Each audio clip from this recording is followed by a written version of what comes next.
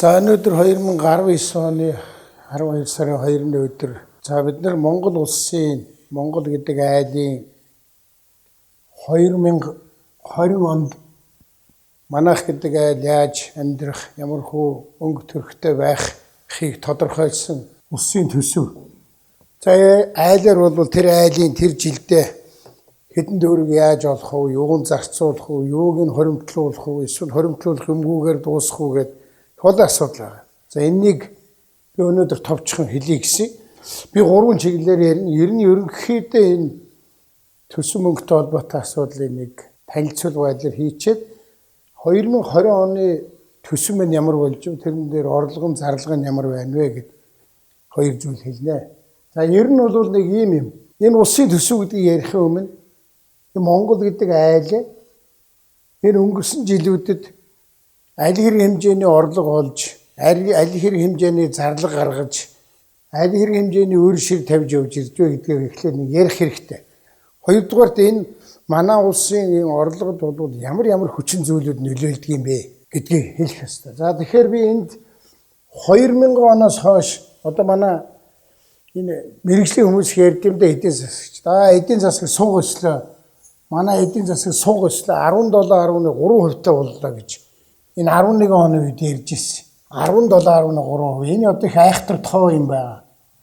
Монголын эдийн засаг одоо энийг авч үзэх юм бол 11 онд хамгийн өндөр өсөлттэй буюу 17.3% боллоо гэж ингэж ярьдаг. За тэгэхээр энэ эдийн засаг өссөн манай Монгол гэдэг айл тэр 11 онд их хэмжээний мөнгө олсон гэдэг нь хаанаас энэ мөнгө бий болсон юм? Зөв бодлого явуулаад одоо бид нар зөв удирдаа тэгээд орж ирсэн мөнгө юм уу? Ер нь хаанаас яаж орж ирсэн мөнгө вэ гэдгийг харах хэрэгтэй. Тэгэхээр би 3 зүйл хэлэх гээд байгаа. Яг би одоо 5-6 зүйл үйл дээ. Би тэрнээс нэг 3 зүйлийг л аваа. Манайх гэдэг айлын одоо ерөөсөө олдог мөнгөн орлого бол нүүрсээ гаргаад зардаг мөнгө, алтаа гаргаад зардаг мөнгө, зэсээ гаргаад зардаг мөнгө. За дөрөвдүгээрт нь бол төмрийн хөдөр гэдэг юм да. Төмрийн хөдөр. За гэх мэтлэн нэг байгалийнхаа баялагийг ухаж одоо бараг тэр чигт нь гаргаж зарж байгаа энэ мөнгнөөс л энэ эдийн засаг гэдээ яриад байгаа юм да. Би бол эдийн засаг гэж хэлэх дурггүй энэ түүхэн эдийн үн дэлхийн зах зээл дээр их өссөн үед л манай эдийн засаг сууг өсөж байгаа юм шиг харагдаад эдний үн дэлхийн зах зээл дээр буюу цаана худалдаж авж байгаа газар нь бага үнээр авсан үед нь эдийн засаг нь унаад байдаг нэг л ийм л юм болчиход байгаа. Тийм учраас ерөөсөн Монголын цаашдаа үеийн үед явуулах бодлого бол энэ гадны нэг түүхэн эдийн үнээс хамаарсан байдлыг алга болгох гэдэг ийм л бодлого үеийн үед бид нар ярьдаг харамсалтай хэрэгжүүлж чаддаг. Тэр үед яасан юм? Ерөөсөн энэ нүүрс хамгийн өндөр хүрсэн дэлхийн зах зээл дээр алт хамгийн өндөр үн хүрсэн энэ 11 оны үед. За энэ зэс хамгийн өндөр үн хүрсэн. Гаргаж зардаг энэ хэдийн юмны чинь дэлхийн зах зээлийн өндөр байхаар орж ирдэг мөнгө чи их байна. За ийм учраас 11 оныг бол үнэхээр их мөнгө олсон жил мөн үгүй л мөн. Энэ бол эдийн засгийн бодлогын үр дүндээ гэвэл тийм биш. Дэлхийн зах зээл дээр бидний зардаг хэдэн түүхэд үнэ суу өссөн. За энэ явдал одоо хаана давтагдж ийн вэ гэхээр 11 оноос хойш бол ингээ унсан. Энэ дэлхийн зах зээл дээр эдний үнийг унтсан. Ингээ унаад. Энийг унангуут манай нөгөө нэг олдог мөнгө унаад юм мөнгө дагаад эдийн засаг яриад байгаа. Тэг манай эдийн засаг ингээл унаал ингээл явчихдаг. Маш ойлгомжтой. За тэгэхээр энэ хэдийнээс эхэлж ингээ сэргэж эхэлсэн хэрэг одоо энэ нэг 16 оны он хаваас эхлээд за одоо энд л байна л дээ. 15 он хаваас эхлээд энэ бол нэг жаахан өөдөл хандлагатай. Энэ 19-20 онд алтны үн бүр өсөх юм хандлагатай. Нүүрс бол ерөөсөө суу өссөн энд. Хэдэн оноос вэ? 15 оноос бас дахиад. За энэ 15 оноос эхлээд манай энэ зардаг нүүрс, алт, зэсийн чи үн ингээд өссөн дэлхийн зах зээл. Тэгэхээр би юу гэж хэлж байгаа вэ гэхээр ерөөсөө энэ Монголын эдийн засаг их өслөө, унлаа гэдэг ч юм уу дэлхийн зах зээл дээр бидний гаргаж зардаг хэдийн өмнө үн ямар байна гэдээс болдог. Тэрнийг бид нар тогтоодоггүй харамсалтай. Тэгэхээр бид нар Монгол улсын хувьд одоо хийх ёстой юу гэхээр энэ хэдэн зарж байгаа юмны чинь үн өндөр байх үед олсон мөнгөө зөв зарцуулаач. Дэлхийн зах зээл дээр эдгээрийн үнэн ууж явах үед бол мөнгө төгрөгөө хямгадах, зарлага багасгах энэ бодлогоо зөв явуулаач. Гурав дахь бодлого бол энэ дэлхийн зах зээлийн түүхийдийн үнээс саваад байдаг энэ эдийн засгаа аль болохоор бага савдаг болгооч. Тэр нөгөө солонгор уулна, тэр нөгөө мөнгө их болсон үед мөнгө ариулын хэмнэн хадгална.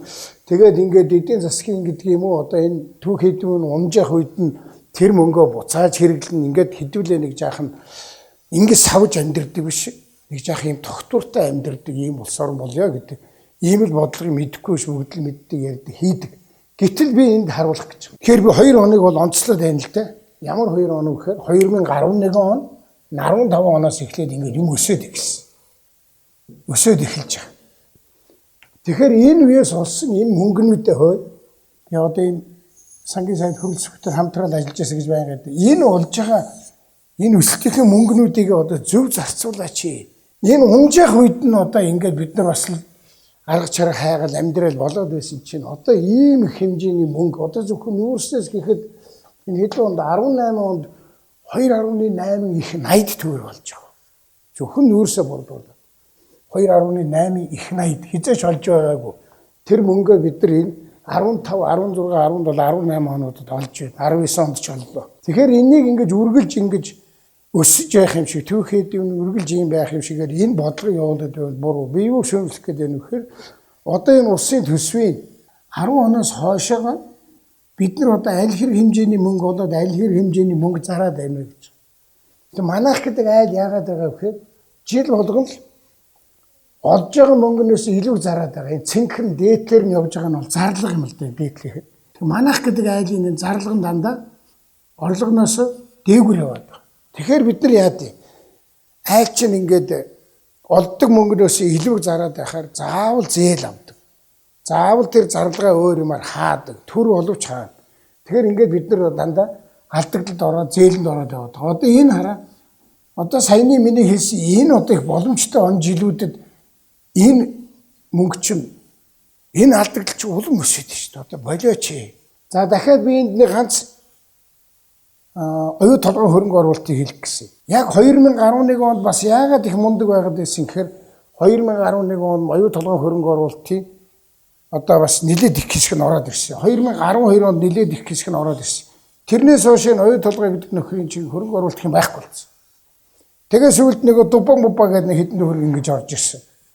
Ийм юм. Энэ юу гэсэн үг гэхээр бид нар манай энэ эдийн засаг бидний олж байгаа хэдэн төгрөг чинь нэг нөхрөөс бас их хамаарат байна. Гадаадын хөрөнгө оруулалт гэдгийн цаана 50% нь бол оюу толгой дээр явж байгаа. Ингээд бас нэг хүнээс нэг улсаас нэг юмнаас их хамаардаггүй байхаар ингэж эдийн засгаа бас бид нар өөрчлөх ёстой юм аа. За энэ бол миний хэлэх гэсэн энэ ерөнхий гэдэг санаа. Буюу одоо энэ эдийн засаг юу байх вэ? Түүхээдийн үн чинь ийм хөндөр өсөөд 11 оных шиг ийм гоё ийм байдалтай болоод ийм хэмжээний мөнгө төгрөг орж иж яхад манайх гэдэг айл алдагдлаа улам нэмэгдүүлээд өрөө улам өсгөөд байдгаа болооч. За би 2020 оны төсөв дээр хэдхэн үг хэлж. Нэгдүгээрт орлогоо хэтэрхийх өөдрөгөр төсөөлж байгаа. Одоо энэ үргэлж цаашаа ингэж бас өсвөө юу. Тэгэхээр орлого бол их төсөөлсөн. Орлогоо яах вэ? Нүүрсний алтны үн өсөхөөс гадна энэ орлогын татварыг маш их нэмэгдүүлсэн. 37% татвар одоо өсгөж 37% татварын орлого нэмэгдэнэ гэж одоо ингэж тооцоолсон байна. Хажууд нь нэг нийгмийн даатгалын шимтгэлийн хураамж буюу одоо иргэдийн цалин хөлснөөс за дээр нь нөгөө ажил олгож байгаа аж ахуй нэгжүүдийн өөрийнх нь нөгөө өөрт нь оногдох мөнгнөөс нийгмийн даатгалын хураамж гэдгийг бол их нэмэгдүүлсэн 40 хэдэн нэмэгдүүлсэн. Тэгэхээр энэ татвар орлогын татвар нийгмийн даатгалын хураамжаар нэлээд хэмжээний мөнгө олно гэж бас ингэж төлөвлөж байгаа нь энэ бас буруу байна. Олсныхаа хэрээр зардаг эсвэл ерөөсөө олох сургаараа зардгийг манайх болмоор байна. 11 оны үеийн 17.3% хөсөлт буюу тэр үеийн энэ их мөнгө хайцсан. Энэ их одоо мөнгнүүд хайцсан гэхээр энэ бол тэр үеийн сая төгрөг, сая 500 мянган төгрөг, шинэ гэр бүлийн мөнгө. За бусад одоо халамжийн зардалд бол энэ мөнгнүүд бүгдээрээ зарцуулагдаад дууссан. Уг нь улс орны яадаг гэхээр ийм Дэлхийн зах зээл дээр түүхийдийнх нь өссөн онуудад бол олсон мөнгнөөс ингээд жоорлдог, хадгалдаг, тогтворжуулалтын сан гэдэг ингээд ийм юмнууд хийдэг. Манайх хийгээ биш хийгээд ихсэн л дээ. Одоо би нэг юм харж байхад энэ улсын хурл бол их дураараа цагинж байна. Жишээ төсвийн тогтвортой байдлын хууль гэж батлсан юм. Тэгэл төсвийн тогтвортой байдлын хууль гэдэг дотор бол алдагдал чинь тийм байна. Өр зээл чинь тийм байна. Чи ингэж болохгүй гэсэн. Гэтэл одоо энэ төсвийн тогтвортой байдлынхаа хуулийг зүгээр 60 хэдэн хүчээр ингээл тоог нь өөрчлөөл тэр ямар ч хуулийн утга учир ямар ч тогтвортой байхын утга учирыг алдагдуулсан. Тэгээд төсвийн алдагдлыг одоо ингэ нэмэгдүүлж байна. Энийг одоо амар их нэмэгдүүлж байна. 2020 оны төсвийг би өвдөө хамгийн муу төсөв болсон гэж хэлнэ. Яагаад гэвэл энэ бол ерөөсөө улс орныг хөгжүүлэх төсөв биш, сонгуулийн төсөв болсон. Энэ дараачийн сонгуул юу ч болох юм бэлээ. За энэ удаад энэ 20 онд л хэдүүлээ хэдэн төгрөг тавиад их хурлынхаа гишүүдийн тойрог мойргийг услаад тэрлүүлнэ хэдэн төгрөг тавьчихвал за бусд нь яах вэ гэдэг байдлаар энэ дээр бол манай сангийн яам засгийн газар дэндүү хариуцлагагүй хандаж хийгдсэн юм төсвөө.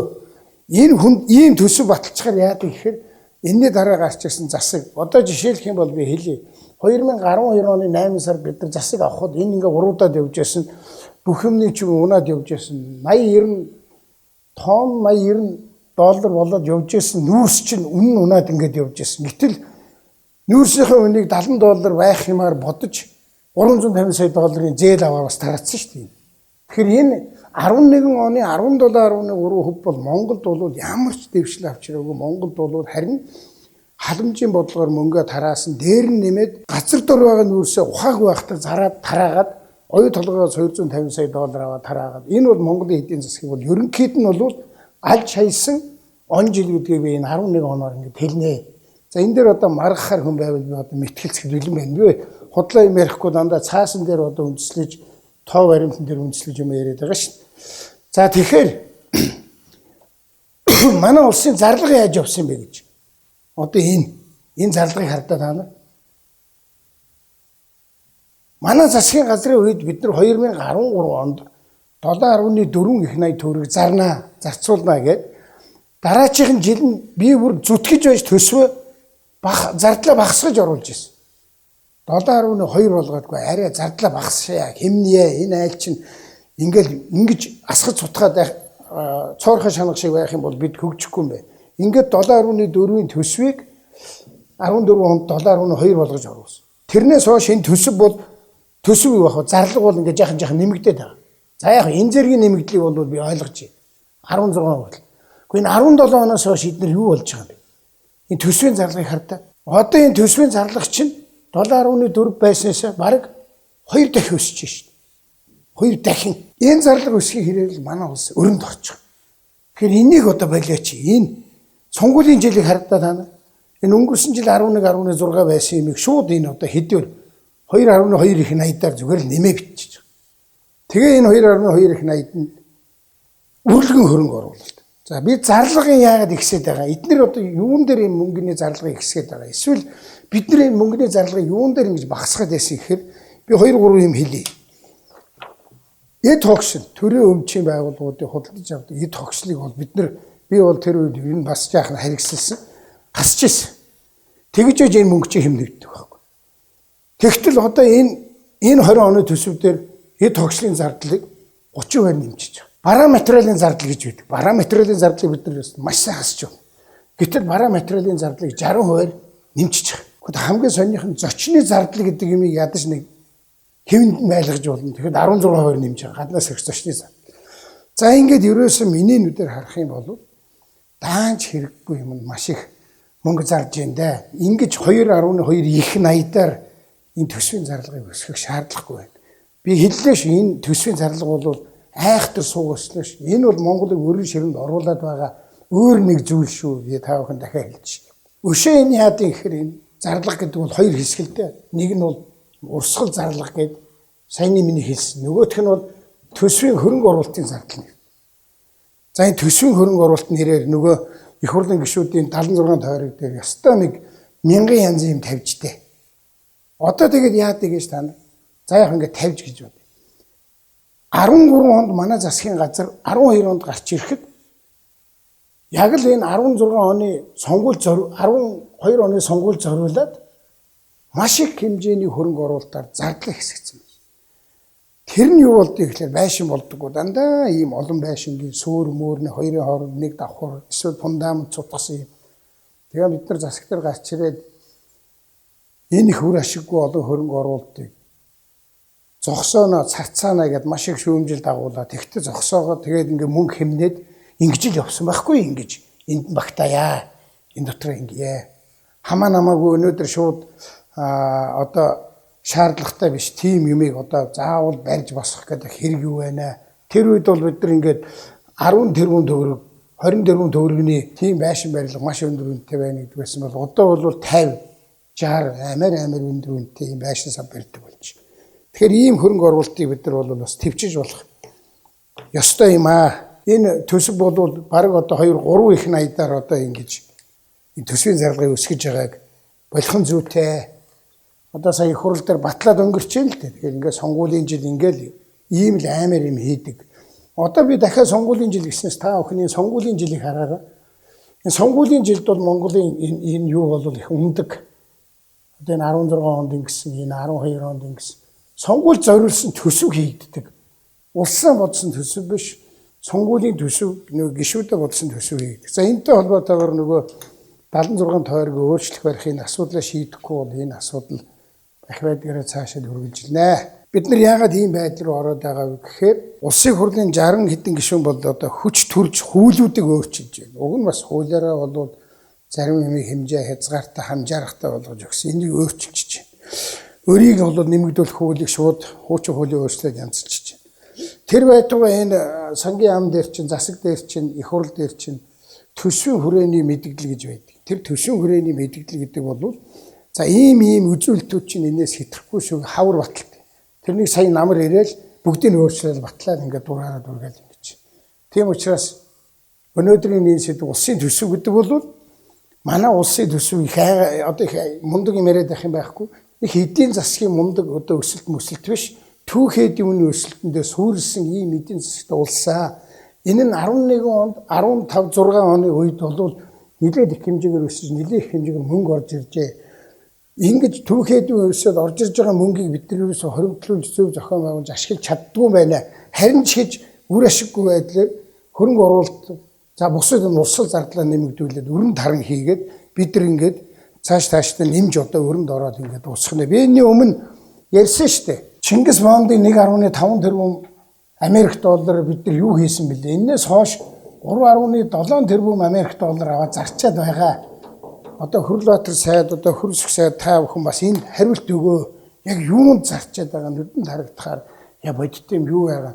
Эдийн засгийн бол улс орны хөгжил ямар нэмэр нөлөөтэй төсөл рүү энэ мөнгө орчод байгаа юм бэ гэдгийг заавал хэлэх шаардлагатай.